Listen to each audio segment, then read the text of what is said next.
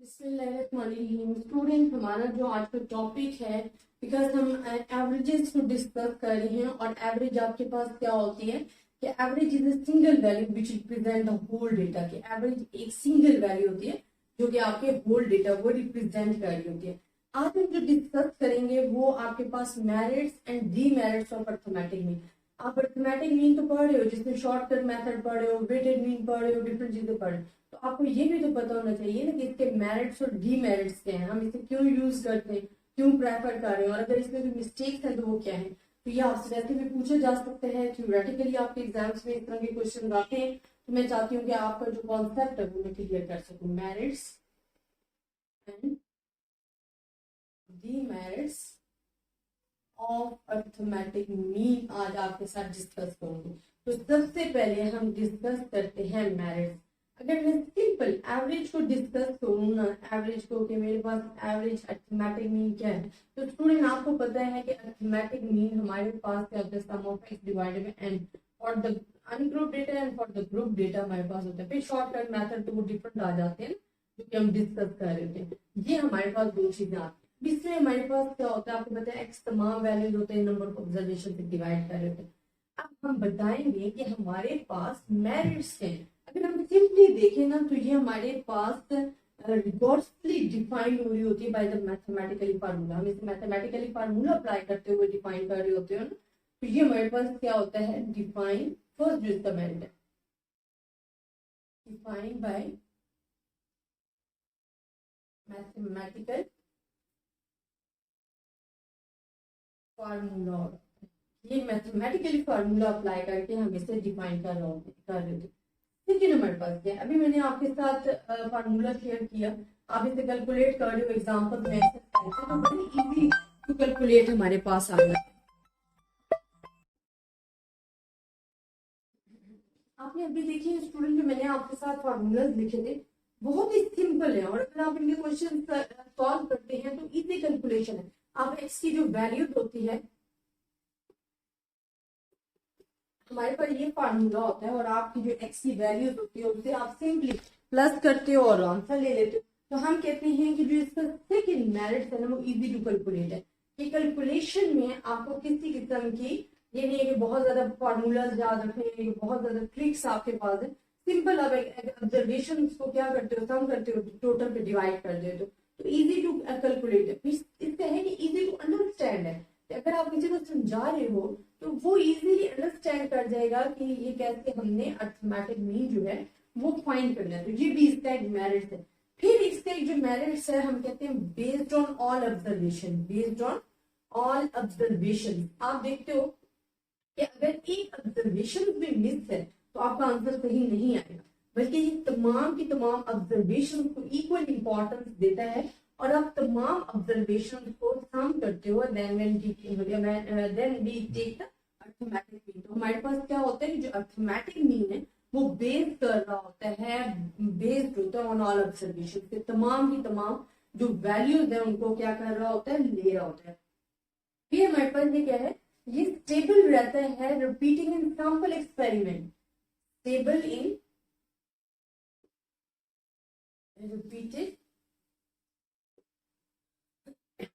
Sampling experiment. Sampling क्या होता है कि जब हमारे पास पॉपुलेशन बहुत ज्यादा लार्ज होती है ना, उसमें से हम कुछ सैंपल्स, कुछ एरिया एज ए सैंपल जो है सेलेक्ट कर लेते हैं। बिकॉज जब पॉपुलेशन लार्ज होती है तो उस पर वर्क करना बहुत ज्यादा डिफिकल्ट हो जाता है, या समटाइम आपके पास इतने रिसोर्सेज नहीं होते कि आप फुल अपनी पॉपुलेशन को काउंट कर सको। तो आप कुछ पार्ट्स एज ए सैंपल ले लेते हो और वहां से आप अपनी जो वैल्यूज है वो फाइंड करते हो। तो आपके पास कम वक्त में ज्यादा से ज्यादा इंफॉर्मेशन जो है वो आपके पास आ जाती है। अब ये इसका बड़ा ही इंपॉर्टेंट मेरिट्स है कि stable in repeating sampling experiment. जब आप सैम्पलिंग एक्सपेरिमेंट कर रहे होते हो, आप अगर देखना चाहते हो तो मैंने जो पार्ट 2 की बुक में सैम्पलिंग एक्सपेरिमेंट के जो क्वेश्चन करवाए हुए हैं उसमें जो एक्स बार है, जो मीन है, वो स्टेबल रहता है। तो ये इसका एक बहुत बड़ा और अच्छा जो है वो मेरिट्स है। एक तो बेस कर रहा होता है ऑल ऑब्जर्वेशन पे, और फिर स्टेबल रहता है रिपीटिंग इन सैम्पलिंग एक्सपेरिमेंट। फिर हम कहते हैं कि sum of observation can be found if mean and number of observation are not. हमारे पास हम सम ऑफ ऑब्जर्वेशन, ये जो सम ऑफ एक्स है ना, हम फाइंड कर सकते हैं जिस तरह हमारे पास फार्मूला होता है sum of X divided by N. आप X sum of X find कर सकते हो। अगर आपको मीन और नंबर ऑफ ऑब्जर्वेशन पता है तो you can easily find the sum of x. तो आप अपनी ऑब्जर्वेशन का, अपनी वैल्यूज का जो सम ऑफ एक्स है, सम ऑफ ऑब्जर्वेशन है, वो इजीली आप फाइंड कर सकते हो। तो it's a merits of the arithmetic mean.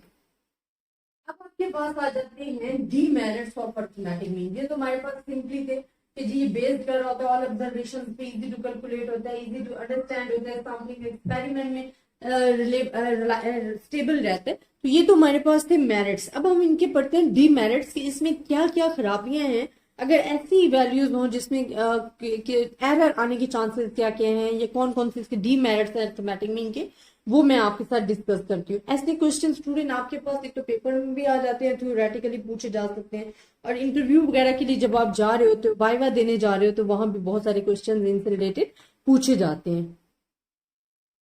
अब स्टूडेंट हमारे पास डी मेरिट्स इसके क्या है, हमने अभी मेरिट्स डिस्कस किए थे, अब हम डिस्कस करते हैं the merits of arithmetic mean. First इसका जो हमारे पास क्या है कि it is very sensitive to any mark departure from the bell-shaped distribution and hence it is not suitable for the skewed distribution। देखिए ये अब वैसे तो ये जो हमारे पास मेरिट्स और डीमेरिट्स है ना, ये आपको मजीद अच्छे तरीके से समझ आएगा जब आप पढ़ेंगे मेजर ऑफ स्क्यूनेस का, और चैप्टर नंबर 4, चैप्टर नंबर 3 का या चैप्टर नंबर 4। लेकिन मैं आपको कुछ थोड़ा बहुत समझा देती हूँ। जो नॉर्मल डिस्ट्रीब्यूशन होता है ना, it's like as a bell shape होता है, ठीक है। तो स्क्यू डिस्ट्रीब्यूशन क्या होता है कि अगर इससे थोड़ी सी भी दूरी या इसका झुकाव पॉजिटिव साइड पे हो या नेगेटिव साइड पे हो, तो वो हमारे पास क्या होता है, पॉजिटिवली या नेगेटिवली स्क्यूड होता है। तो हम कहते हैं ये sensitive departure from the bell shape distribution होता है, बहुत सेंसिटिव होती है distribution for the bell shape के लिए, नॉर्मल डिस्ट्रीब्यूशन के लिए, and not suitable for the skew distribution, not suitable for skewed distribution। अब skewed, what is skewed distribution? It's also discussed with some diagrams, लेकिन ये आपको अच्छी तरीके से समझ आएगा when we are doing the chapter number 4, और चैप्टर का नाम है मेजर ऑफ स्क्यूनेस, हमारे पास है मेजर मूवमेंट्स है, उसमें ये तमाम चीजें डिस्कस होंगी। अगर नॉर्मेलिटी है ना, नॉर्मेलिटी के लिए ये तो तब सेंसिटिव होता है बहुत ज्यादा मीन जो अगर अप्लाई करें, लेकिन जो स्क्यूनेस होती है ना, जो स्क्यू डिस्ट्रीब्यूशन होता है, वो उसके लिए तो ये सूटेबल है ही नहीं। तो इसका जो फर्स्ट हमारे पास डी मेरिट्स है वो आपके पास आ जाता है, स्क्यू डिस्ट्रीब्यूशन के लिए ये सूटेबल नहीं है। लेकिन हम कहते हैं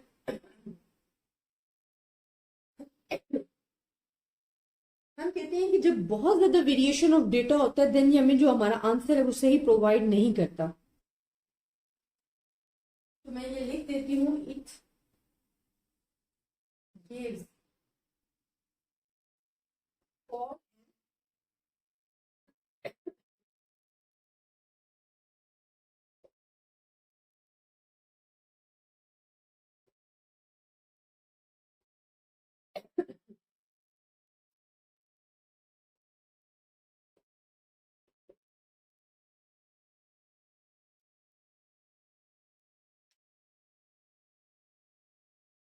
लेकिन इसका डिमेरिट क्या है कि हमें फॉल्स कंक्लूजन देता है अगर हमारे पास वेरिएशन डेटा में बहुत ज्यादा है। वेरिएशन जब बहुत ज्यादा होगी तो उस टाइम भी ये हमें सही कंक्लूजन नहीं देगा। ये स्टेबल रहता है जब आपके डेटा में वेरिएशन बहुत ज्यादा कम होती है और आपका जो डेटा है वो वेरिएशन मतलब किस तरह की, अगर एक 2 है, एक 3 है, एक 1000 आ गया है, एक हमारे पास 2000 आ गया है, एक 0 आ गया, तो जब वेरिएशन बहुत ज्यादा होती है ना तब भी हमें सही कंक्लूजन जो प्रोवाइड नहीं करता। एक्सट्रीम वैल्यूज से बहुत ज्यादा अफेक्ट करता है। एक्सट्रीम वैल्यूज, अब एक्सट्रीम वैल्यूज क्या होती है, जैसे मैंने अभी आपको बताया कि आपके पास डेटा 2, 3 है, फिर 1000 आ गया है, फिर जी 5000 आ गया, फिर हमारे पास 0.5 आ गया। तो एक्सट्रीम वैल्यूज, एक्सट्रीम लेवल की जो वैल्यूज होती है उससे क्या करता है, मीन अफेक्ट करते हैं and not give the good conclusion. Open and class में इसे फाइंड करना बहुत मुश्किल होता है। ओपन एंड क्लास, अब ओपन एंड क्लास में हम मीन को फाइंड नहीं कर सकते। ओपन एंड क्लास बेसिकली है क्या स्टूडेंट, पहले तो आपको ये पता होना चाहिए कि what is open and class. Open and class होती है जिससे हमारे पास सबसे लोअर वैल्यू और सबसे हाईएस्ट वैल्यू हमें नहीं पता होती, गिवन नहीं होती, ना हाईएस्ट वैल्यू पता होती है, लोअर वैल्यू पता होती है। और मीन क्या, हमने मेरिट्स में मीन में पढ़ा था कि mean based on all observation, ये तमाम ऑब्जर्वेशन का सम लेके उसको डिवाइडेड बाय टोटल करते हैं। लेकिन अगर हमें लोअर और हाईएस्ट वैल्यू ही नहीं पता, some values are missing है, so how we can find the arithmetic mean? So this is the demerits of the arithmetic mean के we do not find the arithmetic mean on open end class। open end class में हम जो है arithmetic mean find नहीं कर सकते। and this is the main 4 demerits of arithmetic mean है।